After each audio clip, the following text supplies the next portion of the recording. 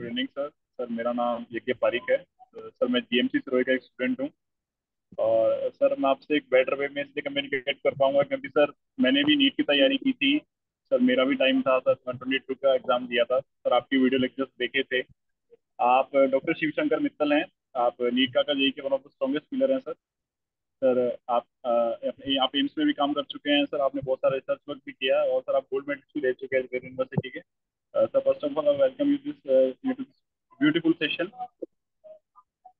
Yeah. Oh, okay. Yes, Yagya. What you want to ask? Please ask. Yes sir. Sir जैसे अभी sir कुछ दिन पहले sir अपना संडे को नीट का एग्जाम हुआ। अ, हम्म। जो आप सर आपने एग्जाम देखा तो सर आपको क्या लगता है कि सर सेक्शन वाइज एग्जाम में सर क्या आउटकम निकाल सकते हैं सर हम डिफिकल्टी लेवल के ऊपर। देखिए, एग्जाम की अगर अपने बात करें, जहाँ पर तीनों की मैं बात करूंगा, अगर फिजिक्स केमिस्ट्री एंड बायोलॉजी के अंदर अगर अपने प्रोसीड करते हैं, तो फर्स्ट ऑफ ऑल जो बायोलॉजी सेक्शन था वो इजीएस्ट आप बोल सकते हैं कि इजीएस्ट सेक्शन रहा है इस बार के पूरे कंप्लीट पेपर का। इसमें बायोलॉजी के अंदर जो बॉटनी एंड जोलॉजी सेगमेंट किए हैं, बट एनटीए ने इस चीज का ध्यान नहीं रखा है कि स्पेसिफिकली जो बॉटनी के चैप्टर्स हैं उनके क्वेश्चंस बॉटनी सेक्शन में ही दें, या फिर जोलॉजी के जो क्वेश्चंस हैं उनके क्वेश्चंस जोलॉजी सेक्शन में ही दें। उन्होंने क्या किया है, काफी सारे बॉटनी के ऐसे क्वेश्चंस हैं जो आपको जोलॉजी सेगमेंट में देखने को मिल रहे हैं, और या फिर जोलॉजी के जो काफी सारे क्वेश्चंस हैं जो बॉटनी सेगमेंट में आपको देखने को मिल रहे हैं। फर्स्ट ऑफ ऑल उन्होंने ऐसा कोई सेपरेशन नहीं रखा। दूसरी बात ये कि जो इस बार क्वेश्चंस आए थे, नो डाउट पैटर्न तो उन्होंने लास्ट ईयर जो चेंज किया था वही फॉलो किया, स्टेटमेंट वाइज क्वेश्चन से, एसेशन रीजन क्वेश्चन से, मैच द कॉलम से। टोटल इस साल जो मैच द कॉलम से 17 मैच द कॉलम्स पूछे गए हैं बायोलॉजी सेगमेंट में। और एआर की अगर बात करें, एसेशन रीजन की अगर अपने बात करते हैं, तो 7 assertion reason and statement 1 and statement 2 इस टाइप के क्वेश्चन थे। डिटेल स्टेटमेंट वाइज क्वेश्चन की अगर बात करें तो total 33 questions detail statement wise थे। और रेस्ट ऑफ क्वेश्चंस ये है कि आपको कितना मेमोरी बेस्ड याद रहता है, सीधे स्ट्रेट फॉरवर्ड जो क्वेश्चंस होते हैं वो थे। ट्रिकी क्वेश्चंस भी थे, ऐसा नहीं है कि ट्रिकी नहीं थे। 2 to 3 क्वेश्चंस ऐसे थे जो आपको अच्छे से पता होना चाहिए, उनके बारे में इंफॉर्मेशन होनी चाहिए, तभी आप सोल्व कर पाएंगे। तो बायोलॉजी सेगमेंट की अगर मैं ओवरऑल बात करता हूँ तो इजी बोल सकते हो कि सबसे इजी पोर्शन ही बायो सेगमेंट रहा था। इसमें स्टूडेंट सबकी बार बायो के अंदर लगभग 25 to 30 मिनट्स के अंदर प्रोसीड कर रहे थे और अच्छा स्कोर किया उन्होंने। और सेकंड थिंग, अगर मैं फिजिक्स की बात करता हूँ, फिजिक्स पूरा कंप्लीट फॉर्मूला बेस्ड थी, जिसने थ्रू आउट ऑफ ईयर पूरे कंप्लीट साल बहुत अच्छे से प्रोसीड किया है। तो फिजिक्स के अंदर उसके मार्क्स वो इजीली गेन कर सकता है। बट मैं स्पेसिफिकली मेंशन करना चाहूंगा केमिस्ट्री पोर्शन का। केमिस्ट्री में अब की बार 20 question from organic chemistry, 20 questions जो हर साल रेशियो रहता है उसमें 15 15 15, और अगर मैक्स टू मैक्स मान सकते हो 16 17 क्वेश्चंस आपको 17 है सर। फिजिकल एंड ऑर्गेनिक के ही देखने को मिलते हैं। बट अब की बार जो क्वेश्चंस थे वो ऑर्गेनिक केमिस्ट्री के 20 क्वेश्चंस थे पूरे ओवरऑल पेपर में। और पेपर ये बोल सकते हो मॉडरेट था लास्ट ईयर के कंपैरिजन में, इन कंपैरेटिवली ये बोल सकते हो थोड़ा सा मॉडरेट था। जिसमें जो क्वेश्चंस थे, क्वेश्चंस को ज्यादा मॉडिफाई नहीं किया, क्वेश्चन तो स्ट्रेट फॉरवर्ड थे, बट उन्होंने पूछने का जो तरीका है, पहले क्या रहता था कि फिक्स रहता था अपने इनऑर्गेनिक से बॉन्ड ऑर्डर पे क्वेश्चन आपको देखने को मिलेगा ही मिलेगा, या फिर आईयूपीएसी पे क्वेश्चन होगा ही होगा। तो हाइब्रिडाइजेशन। हाँ, वो हाइब्रिडाइजेशन है, यस सर। आईयूपीएसी है, आइसोमेरिज्म है। अब की बार उन्होंने ऐसा कोई फिक्स पैटर्न नहीं रखा, उन्होंने एनवायरमेंटल केमिस्ट्री का भी बहुत अच्छा क्वेश्चन पूछा, plus chemistry in everyday life से भी क्वेश्चन दिया, पॉलीमर से भी क्वेश्चन दिया, और जनरल क्वेश्चन पूछे।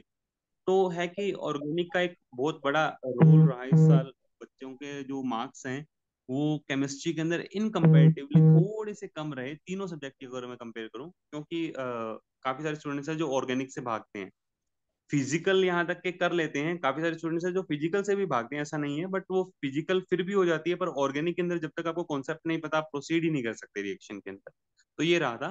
तो पूरे पेपर की बात करता हूँ, एनालिसिस अगर देखें तो लास्ट ईयर से मतलब ये बोल सकते हो कि आप थोड़ा सा, अगर आप केमिस्ट्री हटा दें तो इजी था पेपर, और केमिस्ट्री को अगर आप इंक्लूड करते हैं तो ये बोल सकते हो कि लगभग सेम पैटर्न ही रहा। बस वो है कि एक सब्जेक्ट तो उनको टफ करना ही पड़ता है। लास्ट ईयर उन्होंने बायो को किया था, इस साल उन्होंने केमिस्ट्री को ही टारगेट किया है, ऐसा आप बोल सकते हैं। और एक चीज और मैं बोलना चाहूंगा, जो क्वेश्चंस थे ना, एनसीईआरटी तीनों, फिजिक्स केमिस्ट्री बायोलॉजी की तीनों की एनसीईआरटी से बाहर नहीं। और बताइए, मेन तो यही था। सर मेनली जैसे सर मेरी भी कुछ लोगों से बात हुई सर, उन लोगों ने बताया कि जो ऑर्गेनिक क्वेश्चन थे सर, मेनली क्या होता है कि हम डायरेक्ट जो नेम रिएक्शन से उसके प्रोडक्ट से आंसर आ जाता है। और सर इस हम्म। बार वो कह रहे थे कि कहीं ना कहीं मैकेनिज्म का भी यूज आ रहा था उसके अंदर। हाँ एग्जैक्टली ऐसा ही था कि कुछ एक क्वेश्चंस ऐसे थे जिनके अंदर आपको मैकेनिज्म अगर आप जानते हो तभी आप रिएक्शन को बता सकते हो कि कहाँ पर चेंजेस आएंगे, किस कार्बन पे आपको जाकर के देख करके एडिशन देखने को मिलेगा, या फिर न्यूक्लियोफिलिक जो काफी सारी reactions थी जिसके अंदर न्यूक्लियोफिलिक एडिशन रिएक्शंस भी थी। ईएसआर भी क्वेश्चन, ईएसआर पे भी क्वेश्चन थे, तो वो मैकेनिज्म आपको पता होना चाहिए। जो मैकेनिज्म है तो ही आप आंसर उसका निकाल सकते हैं। तो सर जैसे कि अब आउटकम निकला कि सर बायोलॉजी थोड़ी सी इजी थी, केमिस्ट्री थोड़ी सी टफ थी, फिजिक्स सर पिछली बार जैसी थी। तो हम्म। सर कट ऑफ के ऊपर सर हम क्या डिस्कशन कर सकते हैं कट ऑफ का कि ये सर है कट। कि लास्ट ईयर अगर मैं जनरल कैटेगरी की अगर बात करता हूँ, तो जनरल कैटेगरी या फिर ओवरऑल अगर मैं बात करता हूँ जनरल की, जनरल ईडब्ल्यूएस की अगर बात की जाए, तो 600 607 टू 609 तक बच्चों को बहुत अच्छे कॉलेजेस मिले हैं। ये नहीं बोलूंगा कि कॉलेजेस नहीं मिले, बहुत अच्छे कॉलेजेस मिले, पर वो डिपेंड करता है। देखो सबसे इम्पोर्टेंट चीज है काउंसलिंग। अब होता क्या है कि मैं आपको बता देता हूँ, बच्चा पूरे साल मेहनत करता है, और काफी सारे स्टूडेंट ऐसे हैं जिनका स्कोर भी बहुत अच्छा आता है। मान लीजिए बॉर्डर लाइन पे है कोई स्टूडेंट, 610 है, 612 है, बट उसको पता है कि जनरल वो काउंसलिंग जैसे एक नॉर्मल होता है ना कि हमने स्कोर कर लिया है और हमारा अब हमें कॉलेज तो मिल ही जाएगा, बट ऐसा नहीं है। यानी काफी सारे स्टूडेंट ऐसे देखे हैं जिनके 620 प्लस मार्क्स भी हैं और वो काउंसलिंग के अंदर मार्क्स खा जाते हैं और उनका उनको कॉलेज नहीं मिलता, जबकि 610 वाले, 605 वाले कॉलेज लेकर के बैठे होते हैं। तो सबसे बड़ा चीज तो ये है कि इस साल की जो कट ऑफ जाने वाली है वो लास्ट ईयर के जैसे ही जाएगी। 605 +5 एंड -5 आप कर लें, 605 फॉर जनरल कैटेगरी अगर मैं बात कर रहा हूँ। लास्ट ईयर का जो सिनेरियो था, 22,000 समथिंग सीट्स रही थी एमबीबीएस की, लास्ट जो जनरल का बंद हुआ था। ओवरऑल अगर मैं बात करता हूँ, इस साल आप अगर मान के चल लीजिए उसके अंदर अगर सीट्स इंक्रीज भी होती हैं तो 2 to 3 thousand सीट्स अगर उसमें आप इंक्लूड इंक्लूड करें ऑल ओवर इंडिया, तो उसके अंदर 25,000 एमबीबीएस सीट की बात कर रहा हूँ मैं, 25,000 टोटल रह सकती हैं। और उसमें जो कट ऑफ है, आप ये बोल सकते हो कि लास्ट 605 तक मिल सकता है। जबकि कैटेगरी की अगर मैं बात करता हूँ, एससी कैटेगरी के अंदर 1,21,000 रैंक तक भी एमबीबीएस सीट मिली है इन एससी। और इन एसटी कैटेगरी की अगर मैं बात करता हूँ, लास्ट सीट जो क्लोजिंग थी वो 1,53,000 पे क्लोजिंग थी। इसके साथ मैं लास्ट डिजिट्स नहीं बोल रहा हूँ, प्रॉपर डाटा मैं आपसे शेयर कर लूंगा। उसमें प्रॉपर की लास्ट ईयर अगर एसटी की बात करूँ तो 1,53,000 समथिंग रैंक थी, जिसमें एमबीबीएस गवर्नमेंट सीट मिली है कैटेगरी वाइज अगर मैं बात करता हूँ। और जहाँ पे ईडब्ल्यूएस एंड ओबीसी का सवाल है, उनकी जो सीट्स रही हैं ईडब्ल्यूएस और ओबीसी की, वो जनरल के ये मान सकते हो कि जहाँ पे जनरल जाकर के 21,000 पे क्लोज हुआ था, तो जो ओबी ईडब्ल्यूएस है वो 22,500 समथिंग क्लोज हुआ, और ओबीसी की जो सीट है वो 23,000 पे जाकर के क्लोज हुई, ऐसा रहा था। मतलब रैंकिंग के अंदर अगर अपने देखें तो लगभग 500 to 1,000 का वेरिएशन आ रहा था, ज्यादा वेरिएशंस नहीं थे। क्योंकि ये तीनों अब ये मान के चल सकते हो कि सेम लेवल पे ही है। और एक चीज और भी है, ये चीज भी इम्पोर्टेंट है, क्योंकि वो स्टेट वाइज वेरी करता है। जैसे राजस्थान है, राजस्थान के अंदर आपको जनरल का कभी भी सीट 600 से नीचे लास्ट 5 ईयर्स के अंदर अगर अपने बात करें तो max to max 1 to 2 years ही ऐसे निकले होंगे जिनमें 600 से नीचे जनरल वाले को कोई सीट मिली हो, जबकि उसके पास किसी भी तरीके से कोई रिजर्व कोटा नहीं हो, चाहे वो एक वो कर्मचारी वाला जो होता है ईएसआईसी जो वाला जो है वो हो, या फिर डायरेक्ट कोई किसी भी तरीके का रिजर्वेशन। तो उस बिहाफ पे तो 500 से टू 600 के बीच में भी मिला है। अदरवाइज 600 से नीचे राजस्थान के अंदर जनरल की सीट, जनरल प्योर जनरल की अगर बात करें, बहुत मुश्किल है। वैसे ही वही अपने वेस्ट बंगाल की बात करें, अभी जैसे मेरा एक स्टूडेंट है सोविक, आज सुबह ही उसका मैसेज आया था कि सर मेरे इस बार 595 के अराउंड बन रहे हैं, एंड वहां का जो कट ऑफ रहता है वो 565 to 570 रहता है, तो कट ऑफ मैं क्रॉस कर गया हूँ और होप सो मुझे बहुत अच्छा कॉलेज मिलेगा। मैंने कहा कि बेटा आपके 25 मार्क्स ही तो ज्यादा हैं आपको। बोले कि सर यहाँ फाइनल जो है वो 570 के बाद ऊपर जितना भी आपने अच्छा स्कोर किया, चाहे वो आपके 5 मार्क्स हो 10 मार्क्स हो, इजिली कॉलेज मिल जाता है इन वेस्ट बंगाल। ऐसा है। हिमाचल की अगर अपने बात करते हो, हिमाचल में 540 पे ही मिल जाता है, 540 550।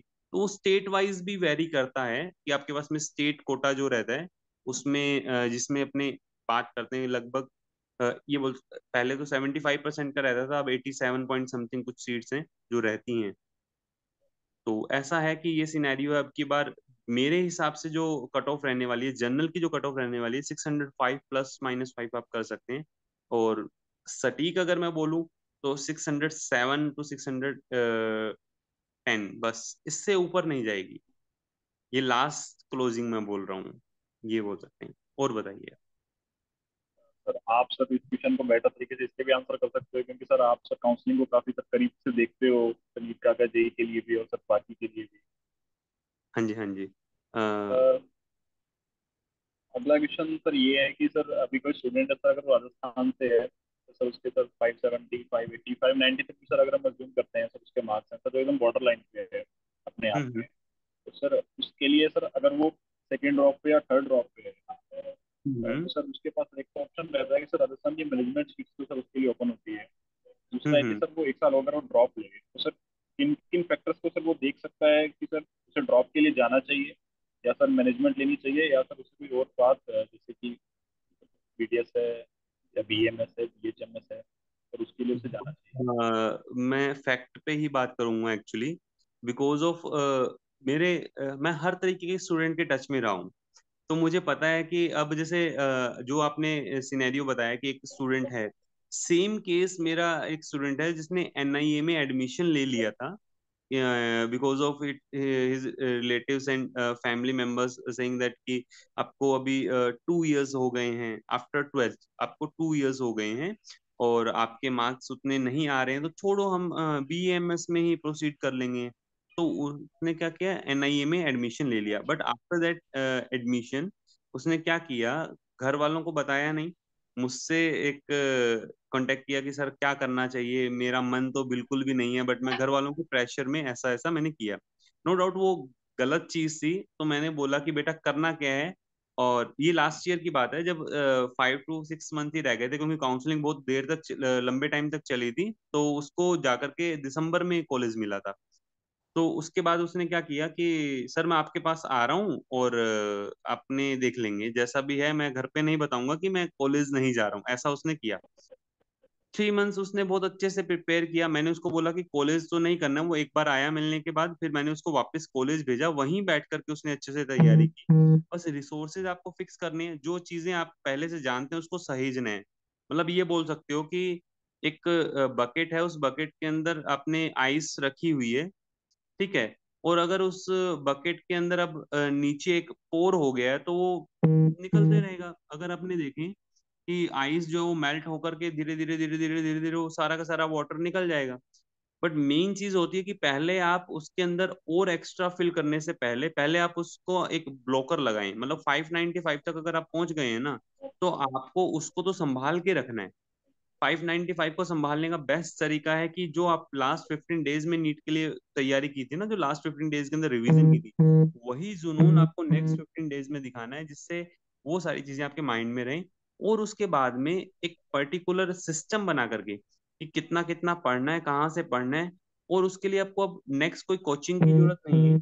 मैं ये बोलूंगा हार्ड कोर लास्ट टाइम के अंदर अल्टरनेटिव डे के अंदर 50 FSTs, मतलब मिनिमम 50 जो FSTs वो दे, फुल सिलेबस टेस्ट वो स्टूडेंट दे, और हर एक टेस्ट जो है एनसीईआरटी बेस्ड हो। एनसीईआरटी के प्रॉपर जिसे पंचामृत मैं बोलता हूँ, जिसमें आपका PYQs है, आपका एग्जाम्पलर है, एनसीईआरटी एक्सरसाइज है, एनसीईआरटी इंटेक्स क्वेश्चंस हैं। और मार्केट के अंदर अगर आपने देखे काफी सारे क्वेश्चन बैंक्स आते हैं, उनमें किसी भी क्वेश्चंस बैंक पे डायरेक्टली आप मतलब बिलीव नहीं करें। उससे ज्यादा बेटर है कि एनसीईआरटी को ही आप रीड आउट कर लें, और उन पे बेस्ड जो क्वेश्चंस अगर बने हुए हैं, तो अगर आप 50 टेस्ट देते हैं, उन 50 टेस्ट का एनालिसिस, तो इजीली वो बच्चा सिलेक्ट हो जाएगा without any kind of coaching. ये बोल रहा हूँ मैं। अगर उसको यही है कि मुझे रैंक फर्स्ट ही लाना है, तो 595 वाले स्टूडेंट को भी रेगुलर वैसे ही क्लास लगानी है जैसे एक न्यू स्टूडेंट लगाता है, अगर उसको ऐसा है कि मुझे रैंक ही फर्स्ट लाना है तो। अदरवाइज अच्छा स्कोर कर सकता है 50 FSTs, वो अगर देगा फॉलो करेगा तो इजीली स्कोर कर जाएगा। ऐसा है। और सर अगला क्वेश्चन ये है कि सर सर जैसे मैं लॉकडाउन में भी सर मैं ट्वेल्थ मैंने एग्जाम दिया था सर ट्वेंटी हम्म वन के अंदर। सर मैंने हम्म ऑनलाइन ट्राई किया 22 में सर, फिर मैंने ऑफलाइन कोचिंग ज्वाइन की। हम्म सर, जो आपकी कोचिंग है सर, जो नीट का जी सर, वो हम्म। कैसे सर एक साइमल्टेनियस सर इफेक्ट बना रही है सर, जो दोनों मोड्स हैं सर उसके अंदर सर कैसे स्टूडेंट को सर बेस्ट प्रोवाइड कर पा रही है अपने आप हाँ, सबसे बेस्ट हमारा मेंटरिंग सिस्टम रहता है। आपको बता देता हूँ कि हमारे यहाँ हमने एक कार्ड इंट्रोड्यूस किया हुआ है, मेंटरशिप कार्ड जिसे हम बोलते हैं। उसके अंदर 5 मीटिंग्स तो थ्रू आउट ऑफ ईयर, वो तो आपकी मैंडेट है ही, आपको आपके मेंटर से मिलना ही है। ऐसा है कि जैसे टीम मेंबर्स हैं, फिजिक्स के टीम मेंबर्स की अगर बात करें, जिसमें फिजिक्स केमिस्ट्री बायोलॉजी सभी फैकल्टीज हैं, तो हम यहाँ क्या करते हैं, ऑफलाइन का सिनेरियो बता रहा हूँ, आफ्टर दैट मैं ऑनलाइन का भी आपको बताऊंगा दोनों कैसे मैनेज होता है। ऑफलाइन में हम ऐसा करते हैं, मान लीजिए आपके पास में 100 स्टूडेंट्स एक सिंगल बैच में हैं। उन सभी 100 स्टूडेंट्स के लिए एक मेंटरशिप कार्ड जो है वो प्रिंट होते हैं सभी के लिए, और उनको डाउट काउंटर्स पे रख दिया जाता है। स्टूडेंट अपनी विलिंग का कार्ड वहां से पिक करता है। स्टूडेंट जाता है, अपना कार्ड पिक किया, फिर फर्दर रिसेप्शन पे जाता है। वो अपना जो कार्ड पिक कर रहा है उसको नहीं पता कि किस फैकल्टीज के अंडर वो आएगा। नहीं तो कई बार ऐसा रहता है कि स्टूडेंट बोलता है कि अच्छे बच्चे जो हैं उन टीचर्स के अंडर में हैं या फिर वहाँ हैं। तो ऐसा क्या है कि कार्ड को हम उसमें डायरेक्टली नेम नहीं दिखता है, मेंशन नहीं किया होता, उनको अपने रख देते हैं। बच्चा है कि कार्ड अपना पिक करता है, उसको जो कार्ड पिक करना है वो पिक करे। उसमें जिस भी फैकल्टीज के अंडर में वो आया है, वो फैकल्टी फिर उसका सब कुछ है। मतलब उसके पर्सनल प्रॉब्लम से लेकर के उसकी जितनी भी स्टडी रिलेटेड प्रॉब्लम्स हैं वो सारी सॉर्ट आउट करेगा वो पर्टिकुलर मेंटोर। और वो अपने मेंटोर से सब कुछ डिस्कस करेंगे, मतलब छोटी से छोटी चीज भी, कहाँ पे किस सब्जेक्ट में कहाँ प्रॉब्लम आ रही है। वो मेंटरशिप कार्ड के पीछे 5 मीटिंग डिसाइडेड है, उसमें रीजन ऑफ मीटिंग, और व्हाट इज द सजेशन, और लास्ट वन कि कितना उसका इम्पैक्ट आया। और उसमें लिखा होता है कि आपको आफ्टर 15 डेज हमेशा मिलना ही है। पर्टिकुलर साइन आप अपने मेंटर से उस पर कराएंगे कि हाँ हमने ये चीज ऐसे प्रोसीड की। तो उससे क्या रहता है, बच्चा अपडेट रहता है। और बच्चे को ऐसा भी है कि डर भी है कि मुझे अपने मेंटर से अगर मिलना है तो मेंटर ने जो मुझे वर्क दिया है वो वर्क मेरा कंटिन्यूशन के अंदर कंप्लीट होना चाहिए। हमारे यहाँ हमने एक होमवर्क डायरी इंट्रोड्यूस की हुई है, जैसे अपने 9 10 6 7 8 9 10 के अंदर स्कूल के अंदर जो होमवर्क डायरी होती थी, लास्ट में उस डायरी के अंदर हम फिल करके लेके जाते थे कि आज हमने क्या क्या किया और हमें कल क्या क्या करके लाना है, होमवर्क क्या है हमारा। तो हमने वो डायरी इंट्रोड्यूस की हुई है। उस डायरी के अंदर लीव जैसे अपने को लेनी है तो उसके अंदर पहले 4 to 5 पेजेस लीव के भी हैं। आपको उस पर साइन करवाने पड़ेंगे, पेरेंट्स के साइन करवाने पड़ेंगे, अपने मेंटर के साइन करवाने पड़ेंगे, तभी आप लीव पे जा सकते हो, अदरवाइज आप लीव पे नहीं जा सकते। सेकेंड थिंग इज दैट कि आपका होमवर्क जैसे अपने लिखते थे वैसा लिखना है, और घर पे प्रोसीड करवा करके, मतलब आप सब कुछ कर लेते हो तो उसके बाद पेरेंट्स के साइन इवन करवा करके आपको लेकर के आना है। आप जब भी इंस्टीट्यूट आएंगे तो आपके पास में वो डायरी होनी चाहिए, रेदर देन दो वो 1 डे के अंदर चेक हो रही है, 2 डेज के अंदर चेक हो रही है, आफ्टर 3 डेज चेक हो रही है, वो डिपेंड करता है टीचर पे और जो स्टूडेंट कोऑर्डिनेटर है उन पे। वो कभी भी चेक कर सकते हैं, तो आपको हमेशा तैयार रहना है उसके लिए। तो उससे क्या रहता है कि एक कम्युनिकेशन बना रहता है पेरेंट्स और टीचर का। वो कम्युनिकेशन सबसे ज्यादा इंपॉर्टेंट है। बच्चे को ये रहता है कि ये डायरी घर वाले जाते ही देखेंगे, और टीचर को ये रहता है कि एक बार पेरेंट्स के पास में पहुंच गया बच्चा तो वो डर करके सारा काम करेगा, और वो डर ही उसको आगे फिर सक्सेस दिलाता है। ऐसा रहता है। ये तो हमारा ऑफलाइन का सिनेरियो। और ऑनलाइन में हमने उससे भी बेटर एक सिस्टम किया हुआ है, जिसमें मैं पर्सनली खुद सुबह 4 बजे सभी बच्चों के पास एक मैसेज जाता है कि जाग गए हो बेटा, जाग गए हो तो पढ़ो। ये फिक्स है मेरा मैसेज। तो उसके बाद बच्चों के रिवर्ट्स आना स्टार्ट हो जाते हैं। जिन स्टूडेंट का रिवर्ट नहीं आता है उनको फिर दिन में अच्छे से खींचा जाता है कि आपने जो सुबह आपको जब बोला है कि आपको उठना ही है, मतलब उठना ही है। रात को आप 10 बजे सो जाओ, कोई आपको मतलब तंग नहीं करने वाला। आप 9:30 सो जाएं। आप बने बच्चे हो, मैं तो यही बोलता हूँ, पढ़ने के लिए बने हो, पढ़ो। ये रहता है जनरल। तो बच्चे वो बोलते हैं कि सर ऐसा थोड़ी होता है, मतलब इतना भी मतलब फोकस रह करके हम कैसे कर पाएंगे, रिजिड होकर के कैसे पढ़ेंगे। वो मैं उनको स्मूथनेस भी ऐसा नहीं है कि फिक्स ही कर दिया है। बट ऑनलाइन के स्टूडेंट का एक है कि आपको जो वर्क आपने किया उसकी पिक्स आप पूरा लिख करके, जो आपने लिखा है उसको साथ के साथ आपके ग्रुप के अंदर शेयर करना है। चाहे आपने जितना लेक्चर लिया वो पूरा कंप्लीट। क्या करते हैं बच्चे, लेक्चर लेते नहीं है और सीधा ही पूरा कंप्लीट अपना नोट्स इधर उधर किसी स्टूडेंट से लिए और उसको लिख करके और सेंड कर दिया, ऐसे करते हैं। तो उसमें हमने ये भी किया हुआ है, हमारे जो ऐप के अंदर पता चलता है कि किस आईडी से कौन सा लेक्चर कब देखना स्टार्ट हुआ, किस ड्यूरेशन पे उसने पॉज किया, कब उसने स्पीड करके उसको देखा, और इवन कब उसने खत्म किया। यहाँ तक की इंफॉर्मेशन जो पूरी हम ऐप से निकालते हैं, जिसमें रहता है कि एक एक स्टूडेंट का कि कौन सा लेक्चर उसने टच किया है, कितने स्टूडेंट्स ने वो लेक्चर देखा है, हर एक स्टूडेंट का नेम, जिस आईडी से वो एनरोल होता है, वो सारी सब कुछ फिक्स रहता है, ऐसा रहता है। तो ऑफलाइन और ऑनलाइन दोनों के अंदर, और डाउट का है, ऑफलाइन के अंदर डाउट काउंटर्स हैं, वहां पे आप किसी भी फैकल्टी से कभी भी आप मिल सकते हैं। Morning 8 o'clock to 8 o'clock evening तक वर्किंग रहती है हमारे वहाँ। सिस्टम ऐसा है कि ऐसा नहीं है कि आप 9 hours की वर्किंग है और उसके बाद निकल जाएंगे, ऐसा नहीं है। सुबह 8 बजे से शाम के 8 बजे तक हर एक फैकल्टी आपको अवेलेबल मिलेगी, और आफ्टर दैट उसके बाद भी अगर आपको फैकल्टी को एक्सेस करना है, तो वो कॉमन ग्रुप्स बनाए हैं, उन ग्रुप्स के अंदर आप अपना डाउट ड्रॉप कर सकते हैं। कोई बच्चा अगर रात को 11 बजे भी पढ़ रहा है तो वो डाउट अपने ड्रॉप कर सकता है। तो उस ग्रुप्स के अंदर सारी फैकल्टीज होती हैं, जो फैकल्टी देखती हैं साथ के साथ इंस्टेंट आंसर मिलता है, ऐसा रहता है। ये हमारा ऑफलाइन एंड ऑनलाइन का है। इसी वजह से, और दूसरा ये केयरिंग ही है, बच्चे को एक आपने सिस्टम दे दिया, आफ्टर दैट उसका आप केयर करोगे तो बच्चा करता है, बहुत अच्छा करता है।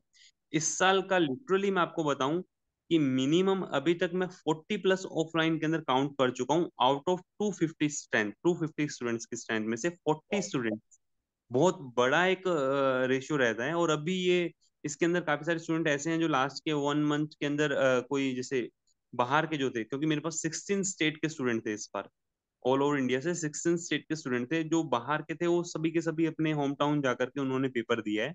तो उनकी अपडेट्स अभी मेरे पास में इतनी नहीं है, 40 स्टूडेंट्स की अपडेट्स मेरे पास टोटल पूरी कंप्लीट है। अभी ये रेशियो और बढ़ेगा, तो देखते हैं। और बताइए।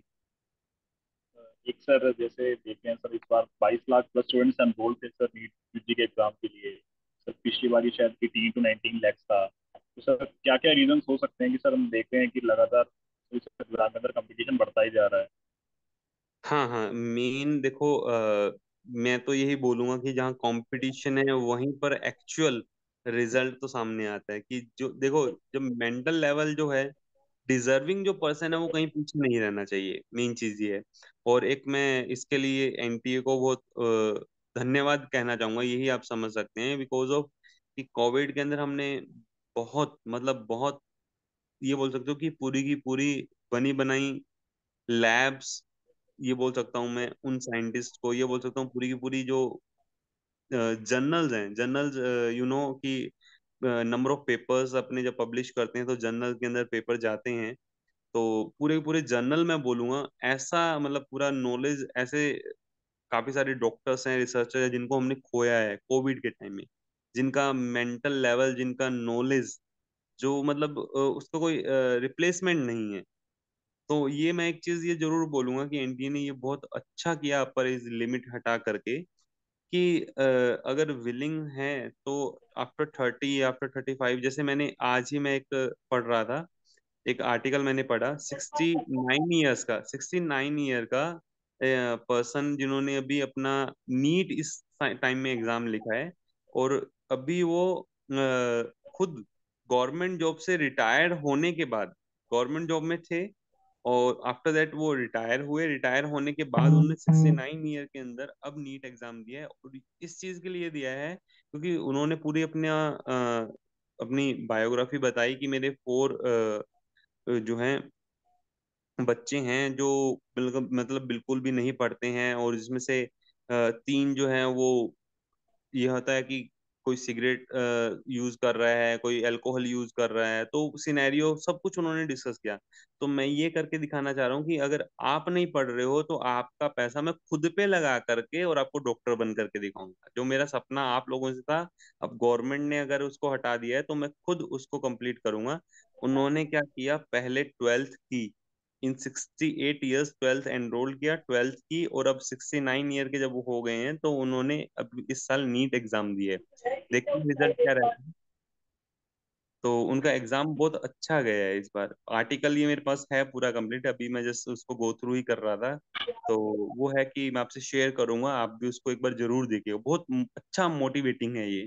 तो यह कि 21 लाख, मैं तो बोल रहा हूँ कि ठीक है स्टूडेंट्स अपने इंक्रीज हो रहे हैं, बट एक चीज मैं बोलना चाहूंगा कि जैसे जैसे स्टूडेंट्स अपने इंक्रीज कर रहे हैं तो मेडिकल कॉलेजेस के अंदर सीट और मेडिकल कॉलेजेस इनका नंबर भी अपने इंक्रीज करें, बिकॉज ऑफ यू नो कि इंडिया जो है पॉपुलेशन के अकॉर्डिंग अब पूरे वर्ल्ड में फर्स्ट नंबर पे आ गया है। तो जितना ज्यादा देखो हेल्थ फैसिलिटीज होंगी, तो अपने को पॉपुलेशन जो इंक्रीज हो रहा है उस पे एक अपने ये बोल सकते हो कि स्टॉप लगा सकते हैं कि कैसे एमएमआर रेट को जो है वो कम करें, और इन्फेंट जो मोर्टेलिटी रेट है उसको अपने कम करें, और फिर जाकर के न्यू जनरेशन जो आ रही है उनको कैसे अवेयर करें, उसके अकॉर्डिंग अपने प्रोसीड करें। दोनों तरीके से काम होने चाहिए, इधर से आप फैसिलिटीज आप इंक्रीज करें और आगे आने वाली जो पॉपुलेशन है, जो भी कम्युनिटी है, उस कम्युनिटी को अवेयर करें कि नेक्स्ट ये नुकसान हो सकते हैं पॉपुलेशन इंक्रीज के, क्योंकि देखो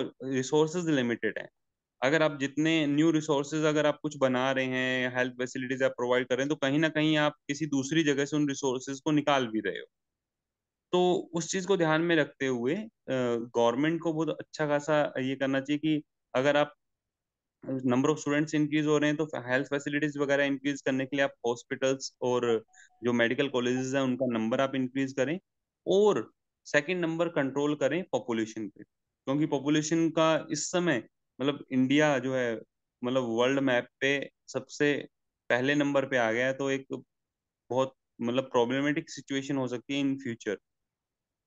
ऐसा है क्योंकि रिसोर्सेज तो लिमिटेड है, रिसोर्सेज आप न्यू क्रिएट हो नहीं रहे हैं, और पहले वालों को अगर आप एक्स्ट्रा वो बोलते हैं ना एक्सप्लॉयटेशन वो होगा, तो फिर प्रॉब्लम है कि आगे इन फ्यूचर सब कुछ चेंज हो जाएगा। आज के आने वाले आगे 10 साल में बहुत कुछ चेंज देखने को मिलेगा।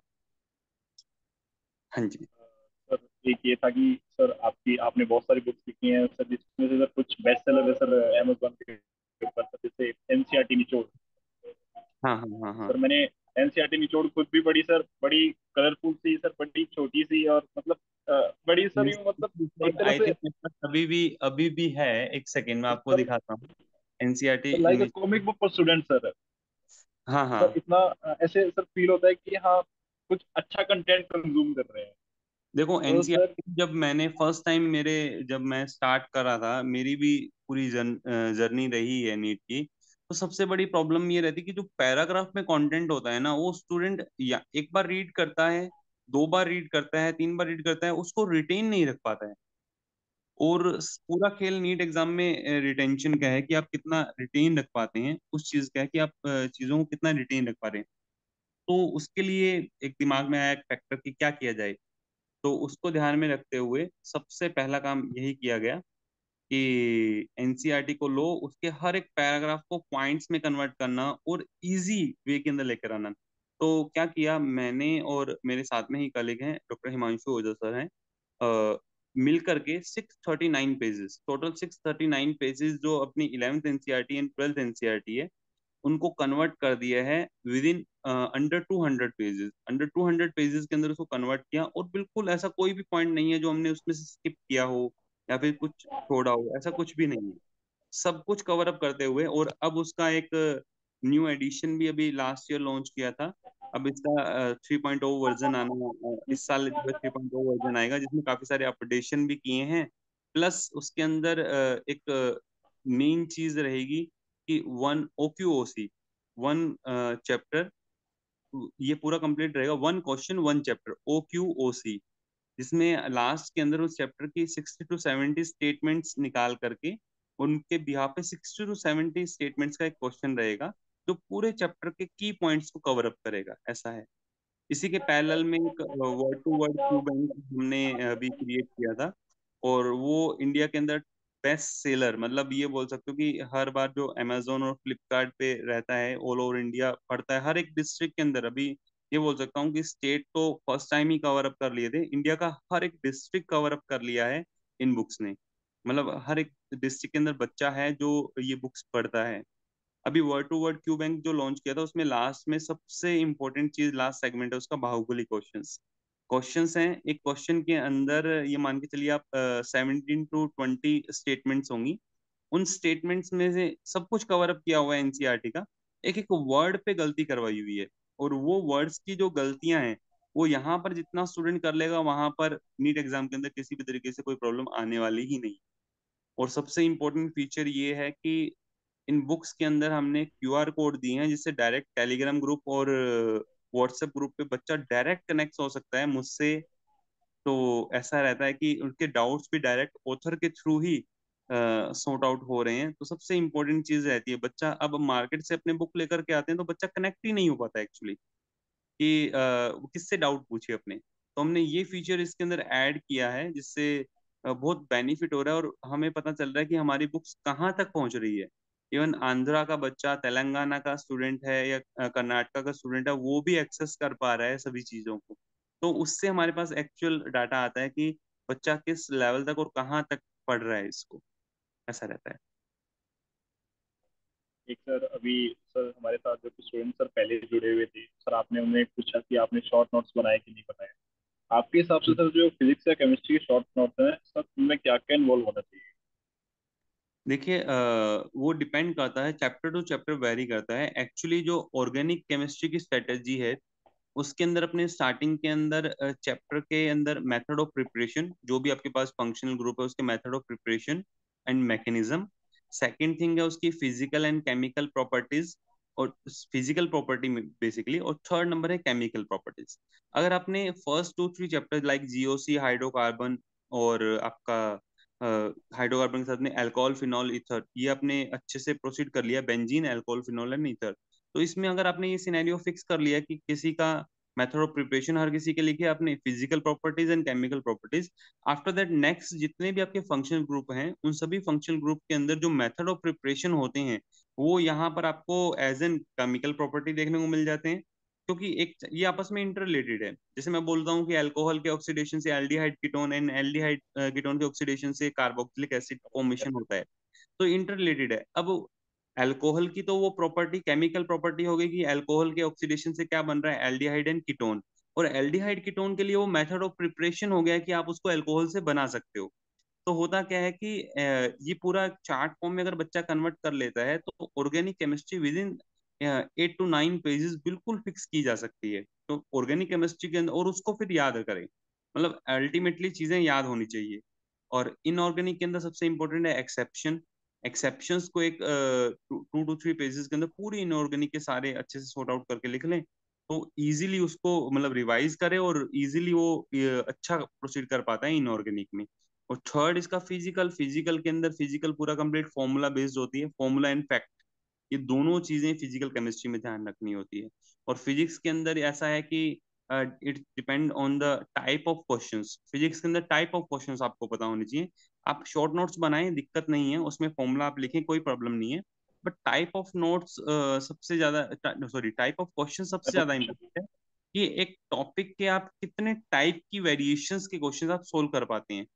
तो वो माइंड में चलने चाहिए कि इस टॉपिक पे इस तरीके का इस टाइप का क्वेश्चन बनता है, इस टॉपिक पे इस टाइप का क्वेश्चन बनता है, तो सबसे ज्यादा इंपॉर्टेंट है। तो उससे बहुत इजी हो जाता है फिजिक्स भी।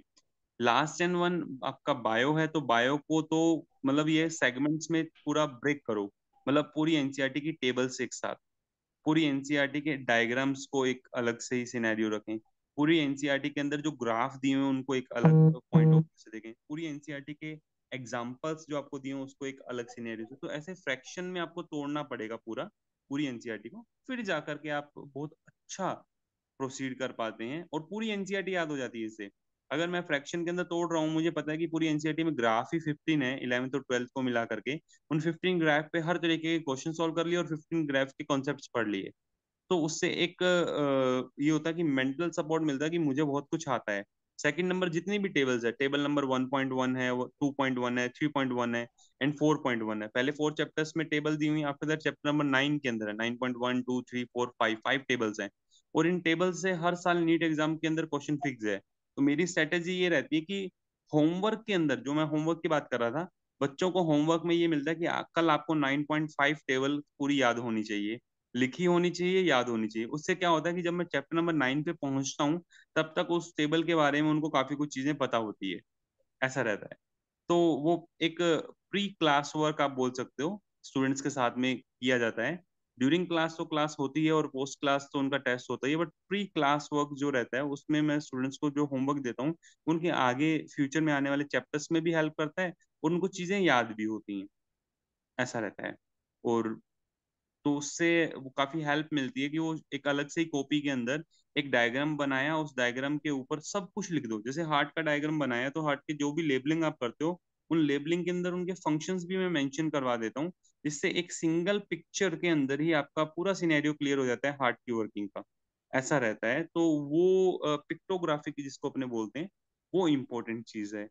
तो वही हम समरी नोट्स के अंदर यहाँ पे प्रिपेयर करवाते हैं और वही थ्रोट ऑफ ईयर उनको बार बार बार रिवाइज करवाते हैं, तो इजीली बच्चा जो है वो क्रैक कर जाता है। ऐसा रहता है। एक सर, एक अभी सर आपने इससे पहले डिस्कस किया था सर, सेशन से पहले आपसे बात हुई थी सर, 50-30-20 रेशियो स्ट्रेटजी। हाँ हाँ हाँ हाँ हाँ। सर उस ये पे सर आप सबसे थोड़ा सा डिस्कस इम्पोर्टेंट करें। चीज है एक स्टूडेंट लाइफ के अंदर। अगर देखो, कंसिस्टेंसी सब कुछ करवा सकती है आपसे। एक मतलब ये है कि एक होता है, ये बोल सकता हूँ कि हार्ड वर्क, एक होता है स्मार्ट वर्क।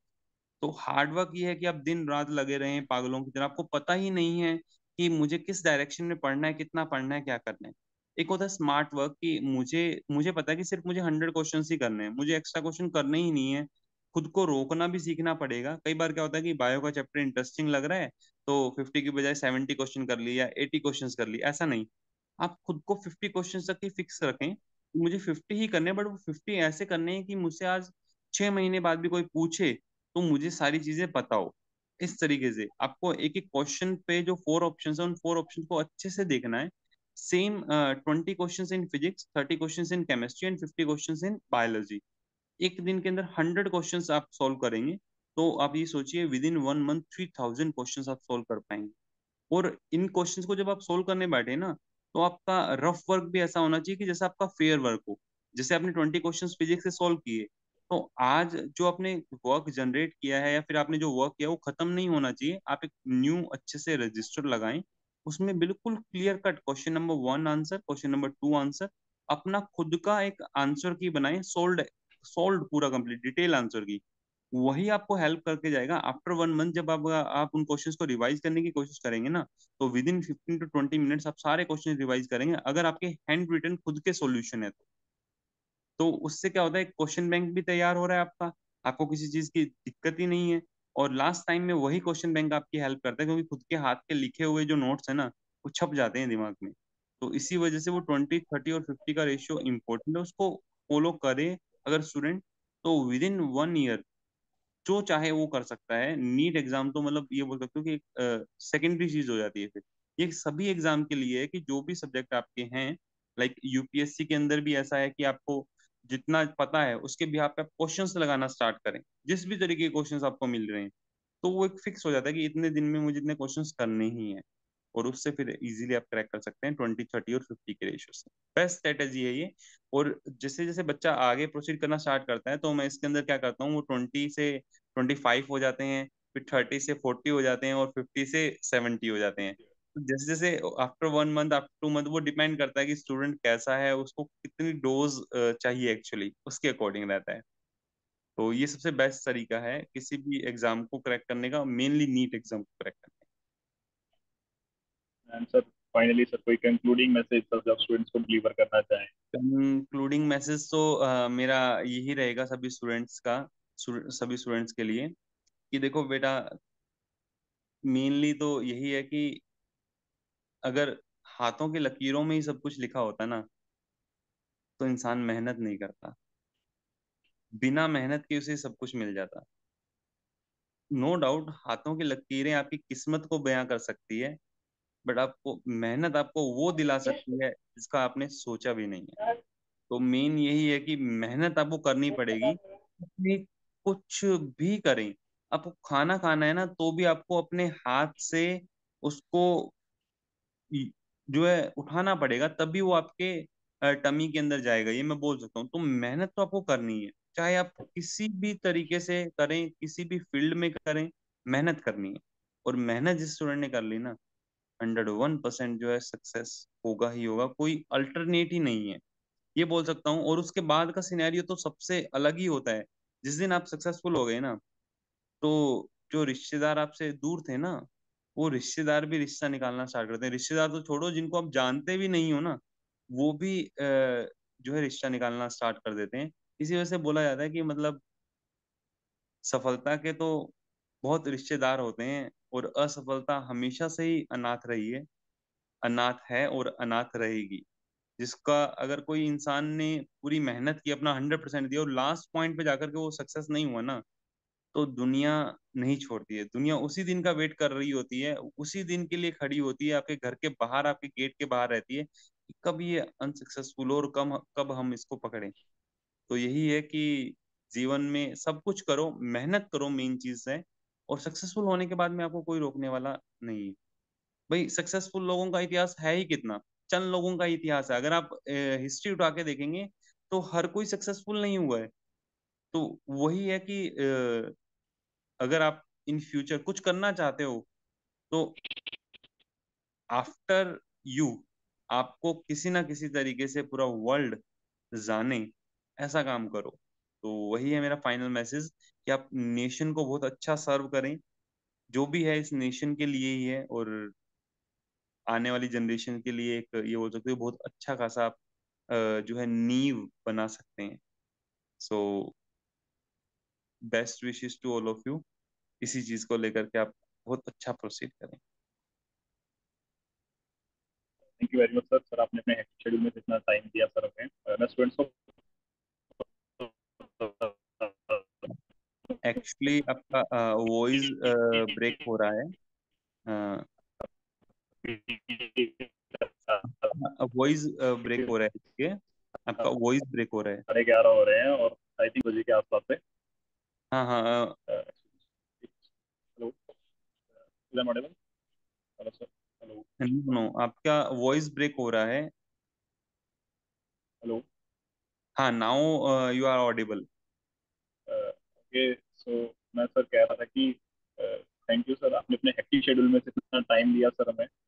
सर हमने लगभग 10 बजे से स्टार्ट किया था और आई थिंक 11:30 हो रहे हैं सर अभी। सर यस आपने एक बात पहले भी कही थी कि दिन में 48 घंटे होने चाहिए। सर मुझे बड़ा टच की सर वो बात, दिन में 48 घंटे होने चाहिए एक्चुअली में। वास्तव में आपको एक्चुअली मैं बताऊं, ये जो समय है मतलब उन नीट एस्पिरेंट्स के लिए ही निकाला है, उन सभी एस्पिरेंट्स के लिए ही निकाला है मैंने।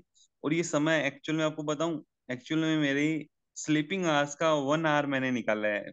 आपको बता देता हूँ, सर मॉर्निंग मेरा वही रहेगा। 4 o'clock अगर आपको उठना है तो उठना ही है, बिकॉज ऑफ उसके बाद आपका डेली का रूटीन जो है वो नहीं खराब होना चाहिए।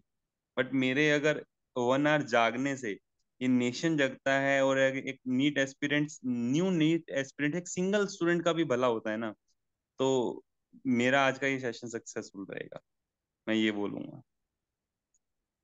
So okay, thank you for this all things. And यही है कि इन फ्यूचर भी अगर किसी भी तरीके से कोई भी स्टूडेंट इस तरीके से लैक करता हो, और आपको नीड लगे कि एक स्टूडेंट को गाइडेंस की जरूरत है, तो अपने जरूर कनेक्ट करेंगे।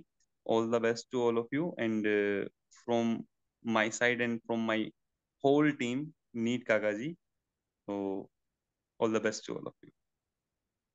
Thank you very much sir. Okay.